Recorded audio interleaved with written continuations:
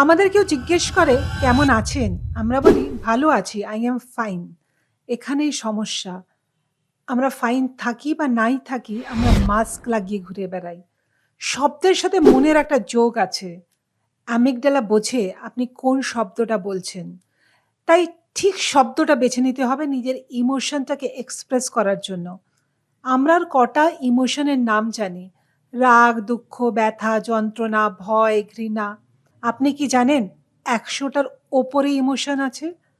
ধরুন কেউ দেরি করে এলো। আপনি বললেন, "দেখো দেরি করে আসবে না, আমার কিন্তু খুব রাগ ধরে এতে।" অ্যামিগডালা কি বুঝলো? আপনি রাগ করেছেন। আপনাকে কিন্তু ফাইট অ্যান্ড ফ্লাইট মোডে ফেলে দিল। আপনি এবার সিম্প্যাথেটিক সিস্টেমের ওপরে ভাইব্রেট করছেন, নেগেটিভ ইমোশন। কিন্তু আপনি যদি তাকে বলেন, "দেখো, আমি খুব ডিসরেসপেক্ট ফিল করি যখন কেউ আমার টাইমের ভ্যালিউ দেয় না।" এবার কিন্তু অ্যামিগডালা থতথেই রেগে গেল না।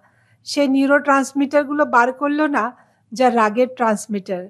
বিকজ ডিসরেসপেক্টফুল তার কাছে কিন্তু অতটা জোরালো নয়। তাই নিজের ইমোশনকে সঠিক শব্দ দিয়ে এক্সপ্রেস করুন। দেখবেন জীবনটা আস্তে, আস্তে বদলাতে শুরু করেছে।